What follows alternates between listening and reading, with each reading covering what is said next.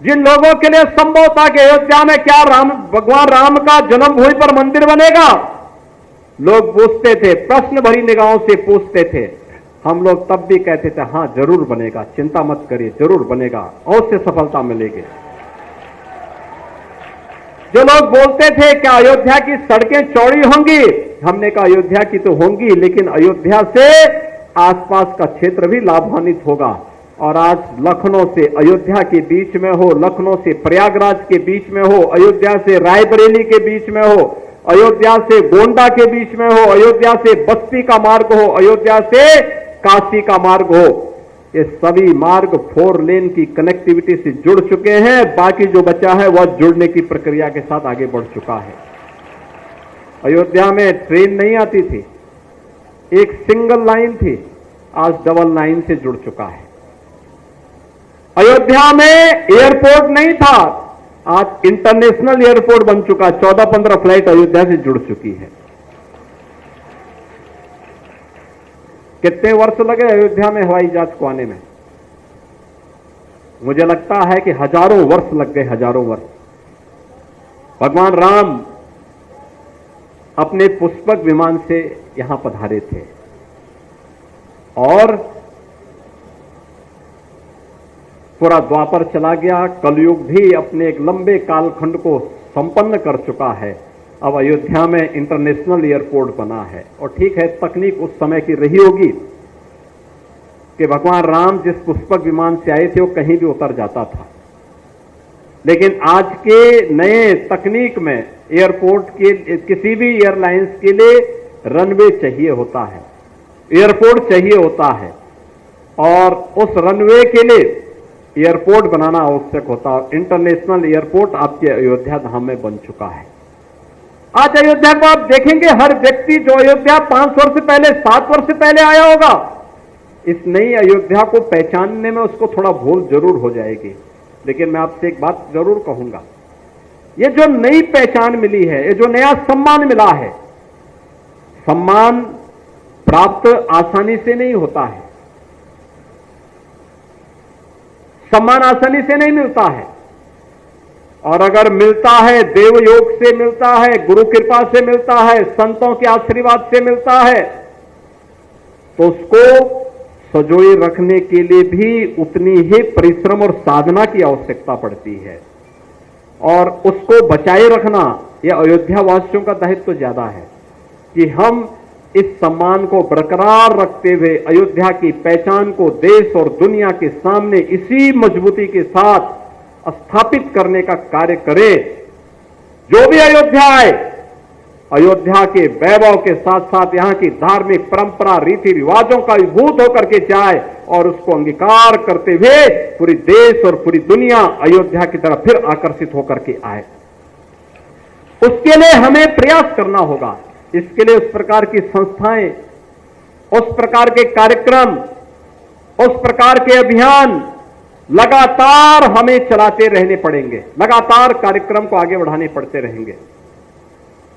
हमें सम और विषम परिस्थिति में कोई हमारे मूल्यों के से डिगा न सकता हो, कोई हमें हमारी भावनाओं के साथ खिलवाड़ न कर सकता हो, यह हम अवश्य प्रयास करें। क्योंकि जो नकारात्मक ताकतें हैं, जिनके मन में आपके प्रति सद्भावना नहीं, दिखावटीपन है,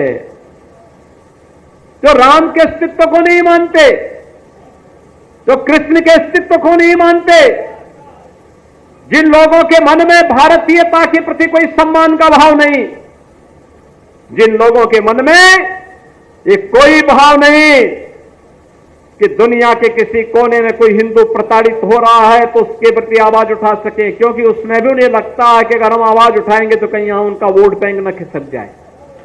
वोट बैंक भी जिनको दुनिया के अंदर होने वाले किसी अत्याचार में वोट बैंक दिखाई देता हो, वो आपके हितैषी कैसे हो सकते हैं? याद रखना, जो बांग्लादेश में हो रहा है, जो चर्चाएं हो रही थी अभी, वहां 90% जो हिंदू बचा है वह दलित समुदाय से है।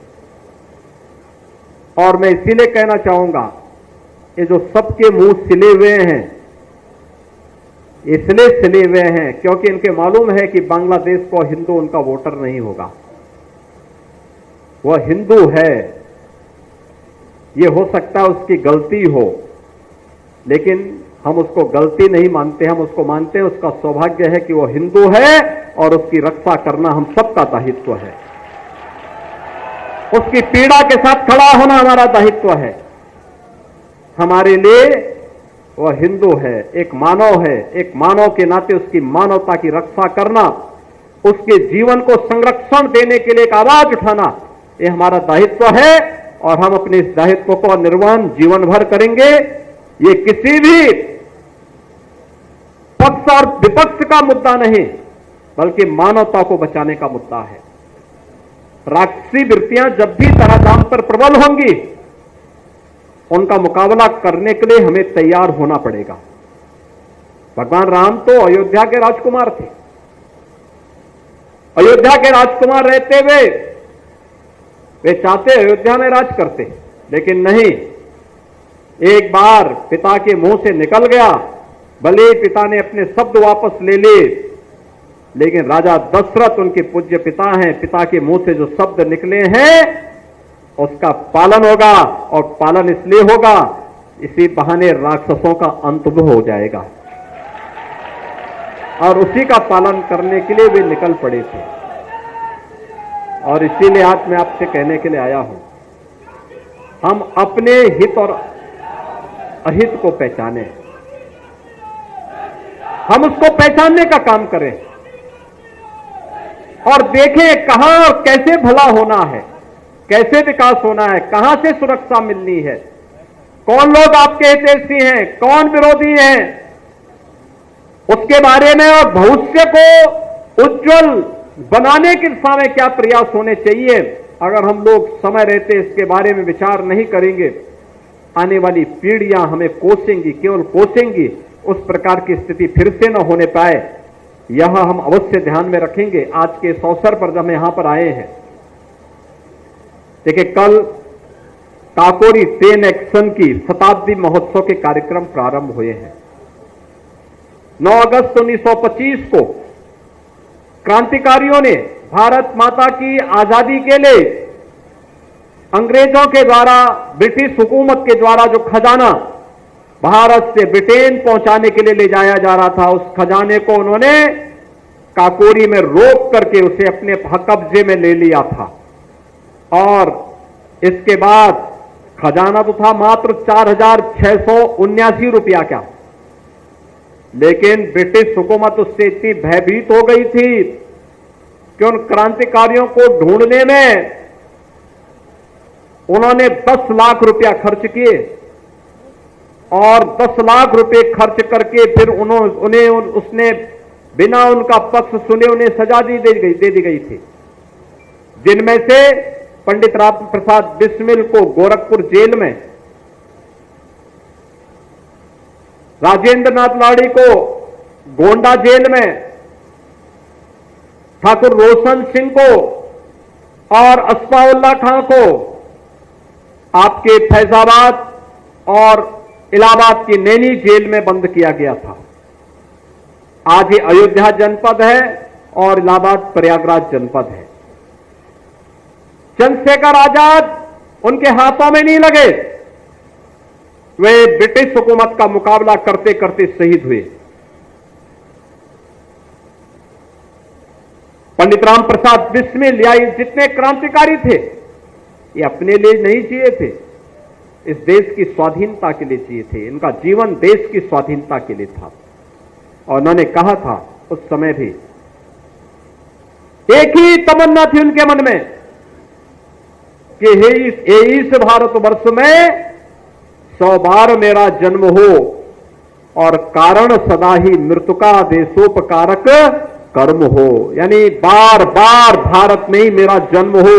यही पंडित राम प्रसाद बिस्मिल बोलते थे, यही ठाकुर रोशन सिंह बोलते थे, यही चंद्रशेखर आजाद बोलते थे, यही राजेंद्र नाथ लाड़ी बोलते थे, और यही असफाउल्लाह खां भी कहते थे कि हे परमात्मा मेरा जन्म बार बार भारत की धरती में हो, लेकिन जब भी जन्म हो सदैव हमारा जन्म का कारण देश और परोपकार होना चाहिए, लोक कल्याण होना चाहिए, देश का हित होना चाहिए और लोक कल्याण होना चाहिए। और मैं आज आप सबसे यही कहूंगा, 1 वर्ष तक ये कार्यक्रम चलेंगे। अभी 15 अगस्त को हम अपनी आजादी का दिवस मनाएंगे। अमृत काल के प्रथम आयोजन को आगे बढ़ाने की दिशा में आगे बढ़ेंगे। बहनों और भाइयों, प्रधानमंत्री मोदी जी ने देशवासियों का आह्वान किया है, भारत के आन बान शान को हर घर पर लहराएंगे, हर घर पर तिरंगा होना चाहिए। आजादी के अमृत महोत्सव के प्रथम काल में, अमृत काल के इस वर्ष में 13 से 15 अगस्त के बीच हम लोगों का प्रयास होना चाहिए कि अभी 11 से लेकर के 15 के बीच में तिरंगा यात्राएं निकलनी चाहिए, तिरंगा कार्यक्रम बनने चाहिए, तिरंगा पर गोष्ठियां होनी चाहिए, तिरंगा को लेकर के लेखन प्रतियोगिता होनी चाहिए, तिरंगा को लेकर के डिबेट होनी चाहिए।